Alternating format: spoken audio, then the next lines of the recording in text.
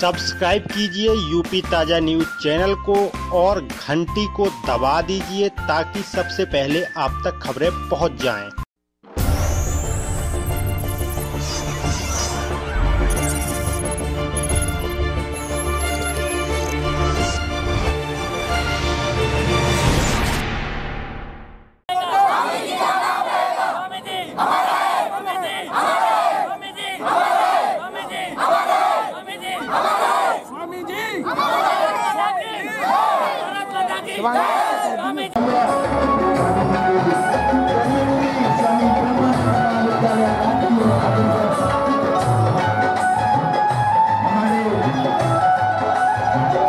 सभी भक्तजन शामिल होते हुए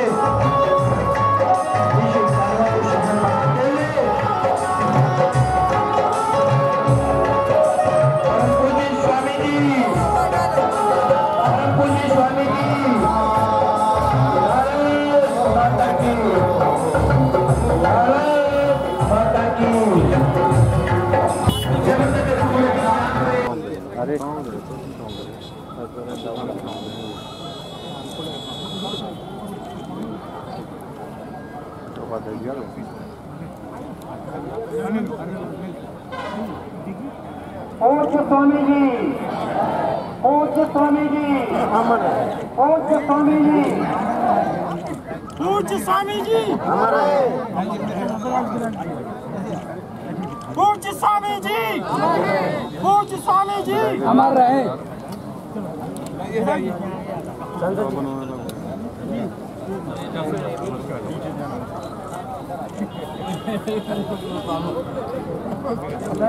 और बिल्कुल ये सही रूट बनाए कि हम स्वामी जी के स्थान पे आए। यहाँ पर हमने उनको मत्था टेका और हमने उस व्यक्ति को मत्था टेका जो सामान्य व्यक्ति नहीं था, जो कबीर की परंपरा का व्यक्ति था और संत कबीर के समतुल्य उनका व्यक्तित्व था। मैंने कहा ना, कई वजहों से चर्चा नहीं हो पाती है किसी व्यक्तित्व की। मुझे लगता है कि स्वामी जी के व्यक्तित्व की जो विशिष्टताएं थी वो भारतीय संत जीवन को और कर्म योगियों को जिस प्रकार से प्रभावित कर सकती थी, उस प्रकार से उस प्रसंग का जिक्र कम हो पा रहा है स्वामी जी का। मेरी बड़ी इच्छा है यहाँ जो स्वामी हैं और अब मेरे जीवन पर उनका प्रभाव है। पहले की जो राजनीति हुई वो दूसरे ढंग से हुई, अन्याय और शोषण बहुत था जहां से मैंने चुनाव लड़ा। उसके बाद राम जन्मभूमि आंदोलन में भागीदारी हुई और उसके कारण एक अलग प्रकार से मुझे ख्याति प्राप्त हुई। प्रवचन करने से पहले की ख्याति का प्रकार अलग था। खजुराहो से चुनाव लड़ना और सामंती शोषण के खिलाफ लड़ना, उसका प्रकार अलग था। और फिर जब अयोध्या आंदोलन में बांदा की जेल से भाग गई और चुनौती का जवाब दिया, क्योंकि मुझे उस समय की सरकार के मुखिया ने कहा कि हम किसी को यहाँ परिंदा भी पर नहीं मार पाएगा। हमने कहा हम आके दिखाएंगे। अब जिसने माँ का दूध पिया हुआ, आपने पिया है तो रोक के दिखा देना, हमने पिया होगा तो पहुँच के दिखा देंगे। और जब हम पहुँच गए तो वो बाद में मुझे मिले, वो मेरे लिए पिता तुल्य हैं, तो वो मुझे मिले पार्लियामेंट में। तब तक वो मुख्यमंत्री थे, 10-15 दिन तक बने रहे थे। तो मैंने उनको देखा तो उन्होंने कोशिश भी करी कि वो कॉरिडोर के बगल के रास्ते से निकल जाएं, क्योंकि उनके अधिकारियों ने कहा सर उमा भारती, तो उन्होंने कोशिश करी कि वो बगल से निकले। तो मैं उनके सामने ही खड़ी हो गई और मैंने कहा बताओ माँ का दूध किसने पिया था? आपने रोकने की कोशिश की थी और मैं पहुंच के दिखाई थी। तो वो कहने लगे अच्छा आज मैं माने लेता हूँ कि मैंने भैंस का पिया और तुमने माँ का पिया, चलो इसको मैं माने लेता हूँ। तो वो एक अलग प्रकार की ख्याति थी भगवान, उसमें मेरा कोई योगदान नहीं था। वो राम का नाम था, सिर्फ राम का नाम था। और इसके पहले जो खजुराहो से मैं सांसद बनी पहली बार, उसमें वहाँ के गरीब, पिछड़े, दलित, पीड़ित, शोषित वर्ग थे, चाहे वो किसी भी जाति वर्ग के हों, उनका बहुत बड़ा योगदान था। क्योंकि उनको ऐसा लगा कि मैं बहुत निष्ठा से उनके लिए लड़ रही हूँ।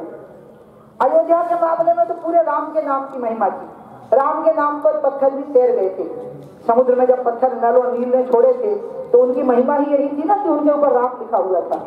उसके बाद और भी कुछ चुनौतियां सामने थी। तिरंगा की हुगली में, जिसके लिए मैंने बहुत बड़ा अभियान किया युवा मोर्चा के नाते, युवा मोर्चा की अध्यक्ष थी। उसके बाद फिर मुख्यमंत्री थी, तब तक छोड़ दिया था, उसी वजह से केस चला था इसमें।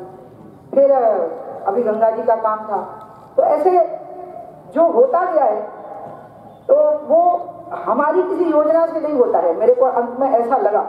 कोई अज्ञात परम चेतना होती है जो अज्ञात शक्ति के रूप में काम करती है और वो आपको उसी के हिसाब से चलाती जाती है और उसमें आप कितनी गति से चल सकते हैं उसके लिए कुछ लोग आपको प्रेरणा देते हैं फिर कि आप कितनी गति उसमें पकड़ सकते हैं, उस राह पर जो राह आपने पकड़ ली है। स्वामी जी के साथ मेरा संपर्क रहा, लेकिन मैं अभी जब आई 3 साल पहले, स्वामी जी से तो मेरा स्नेह था बहुत, मैं उनसे बहुत प्रेम करती थी क्योंकि दादा जैसे लगे थे ना, अंतर ही दादा और पोती का था, तो मुझे दादा जैसे ही लगे। गेरुआ वस्त्र पहनते थे तो संत भी लगे, लेकिन दादा दादा लगे थे मुझे, जिनकी छत्र छाया में बच्चे सुकून अनुभव करें ऐसे लगे थे मुझे। जब मैंने उनके वाक्य पढ़े, क्योंकि स्वामी जी ने स्कूली पढ़ाई तो की नहीं थी, तो ऐसे लगा जैसे सारों वेदों का सार उनके मुंह से निकलता था। जब वो बोलते थे कोई वाक्य उनके मुंह से निकलता था तो वेदों का निचोड़ था, वेदांत का निचोड़ था और वो अद्भुत था। ऐसा लगा कि जैसे जब इस पिंड का ब्रह्मांड से संपर्क होता है तो उस संपर्क में जो व्यापकता आती है व्यक्ति की चेतना में और उसकी बुद्धि पर जो व्यापकता का प्रभाव होता है वो उनके वाक्यों से पूरा झलक रहा था। फिर दूसरी चीज जो स्वामी जी ने राह पकड़ी, जो चंद्रिका भैया आपके सामने बोल रहे थे, वो पकड़ी कर्म योग की। साधु के सामने 2 मार्ग होते हैं, एक तो होता है कि वो अपने लिए तप करता रहे, और लेकिन तप की भी एक सीमा होती है, क्योंकि भगवान कभी भी अचानक बीच में आकर के अगर खड़े हो गए तो उसके बाद की जो जिंदगी होती है उसके निर्वाह में कई लोगों को कठिनाई आई। ये मैंने कई साधुओं को हिमालय में मिलने के बाद देखा। लेकिन स्वामी जी ने तो दूसरी ही राह पकड़ी। इतना वेद वेदांत का उनके अंदर से निचोड़ निकल रहा था, लेकिन उन्होंने कर्म योग की राह पकड़ी और उस कर्म योग की राह में उन्होंने शिक्षा का मार्ग यहाँ पर पकड़ा। लोग किस प्रकार से शिक्षित हों, खेती कैसे अच्छी हो और उसके अंदर शौर्य कैसे हो, ज्ञान कैसे हो, शालीनता कैसे हो, इस सब का उनके अंदर मेल हो गया। मुझे लगता है कि स्वामी जी की जितनी प्रतिष्ठा होनी चाहिए थी उतनी हो नहीं पाई, क्योंकि वो जिस समय पर थे उस समय पर मीडिया मैनेजमेंट नाम की चीज नहीं थी। उस समय जो ख्याति होती थी वो खुशबू की तरह फैलती थी। जैसे जंगल में लगे हुए किसी पेड़ के आसपास जब हवा मंडराती है तो वो जो फूलों की खुशबू हवा में फैल जाती है, स्वामी जी की खुशबू वो वाली थी। हम लोगों की भी लगभग 5-7 साल पहले तक जो ख्याति थी वो उसी सुगंध की तरह थी जो हवा के साथ फूलों में से निकल के बहती जाती है। अब तो मीडिया मैनेजमेंट हो गया है जिसमें कचरा भी बिकने लग जाता है और हीरा भी नाली में पड़ा रहता है। ऐसी स्थिति हो जाती है। Publicity, media management. मैंने तो कई सरकारों का बजट देखा कि योजनाओं पर उन्होंने उतना खर्च नहीं किया जितना कि योजनाओं की चर्चा पर खर्च कर दिया उन लोगों ने कि हमने ये योजना बनाई है, और उसका फिर एक पब्लिक में सम्मोहन पैदा कर देना और फिर उस सम्मोहन के आधार पर, क्योंकि मुख्य लक्ष्य सत्ता केंद्रित राजनीति का हो गया। अब सत्ता केंद्रित राजनीति अगर होगी तो चुनाव जीतना पड़ेगा, चुनाव अगर जीतना है तो पहले से तैयारी करनी पड़ेगी। और जब से सोशल मीडिया आया और विजुअल मीडिया आया तब से तो इतना संभल करके रहना भी पड़ता है और चर्चाओं में बने रहने के लिए तरह तरह की तिकड़में भी आजमानी पड़ती हैं। इसलिए ऐसे में जो स्थितियां बनी उसमें स्वामी जी की जो ख्याति और जो प्रेरणा होनी चाहिए, मैं ये मानती हूँ कि स्वामी जी बहुत विशिष्ट व्यक्ति थे। भारत की राजनीति में भी, संतों के क्षेत्र में तो थे ही, भारत की राजनीति में वो एक बहुत विशिष्ट व्यक्ति थे, क्योंकि उन्होंने जो बात हम लोगों ने कही जनसंघ के समय से कि खुद से बड़ा दल होता है और दल से बड़ा देश होता है, अगर उसका कोई उदाहरण है तो स्वयं स्वामी ब्रह्मानंद जी थे कि वो खुद से बड़ा दल को मानते थे, लेकिन जब देश के हित की बात आई तो फिर दल को तिलांजलि भी दे दी, क्योंकि फिर देश बड़ा हो गया और दल उसके सामने छोटा हो गया, देश बड़ा हो गया। आज के समय पर जो स्वामी जी से प्रेरणा लेकर के हम लोग आगे बढ़ना चाहते हैं, उसमें मैं आप लोगों को यही कहना चाहती हूँ कि इस पूरे क्षेत्र की हालत अभी भी अच्छी नहीं है। स्वामी जी ने एक ज्योत जगाई, लेकिन उस ज्योत को व्यापक और प्रभावी बनाना बहुत जरूरी है, बल्कि दोनों तरफ के ही क्षेत्र की हालत अच्छी नहीं है। जो रिपोर्ट है नीति आयोग की और इसके पहले की भी जो रिपोर्ट थी प्लानिंग कमीशन की, वो यही थी कि भारत के 3 क्षेत्र सर्वाधिक पिछड़े हैं। उसमें एक उड़ीसा का बोलंगीर, कालाहांडी, नुआपाड़ा का इलाका था, एक बिहार का हजारीबाग और पलामू का इलाका था और एक मध्य प्रदेश और उत्तर प्रदेश का बुंदेलखंड का इलाका था।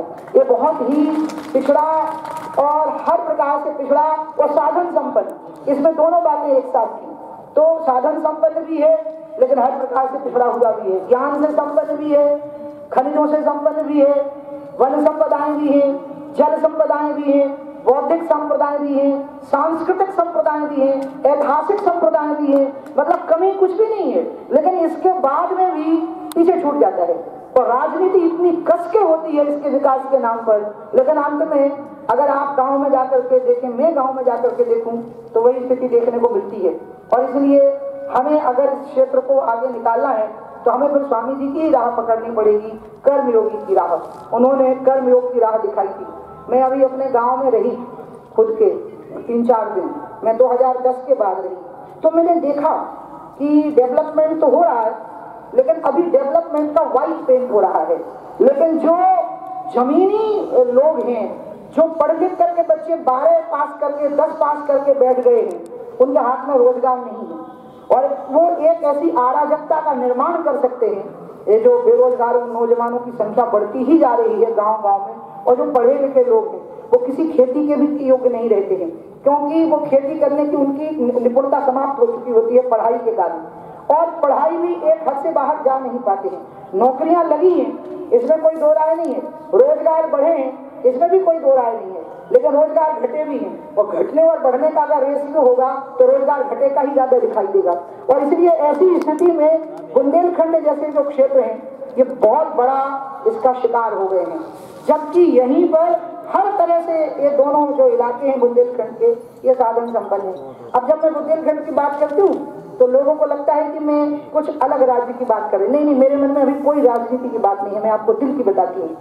लेकिन मुझे अब लगा कि जिस कर्मठता और जीवटता की जरूरत पड़ती है किसी पिछड़े क्षेत्र को आगे बढ़ाने के लिए, वो मुझे अब वो राह पकड़नी पड़ेगी। भगवान राम के नाम ने मुझे प्रतिष्ठा दिला दी, लेकिन अब ध्यान आ रहा है कि ये सबसे बड़ी चुनौती है अभी जो वाल्मीकि रामायण में प्रसंग है, और उसमें अब ब्रह्मानंद जी काम आएंगे, हम सबके काम आएंगे, हम सबके लिए काम आएंगे। कहीं ना कहीं उनसे हमको समझना पड़ेगा कि कर्मठता से, जीवटता से बहुत नीचे पड़े हुए लोगों को उठाने के लिए कौन सी राह दिखानी पड़ती है।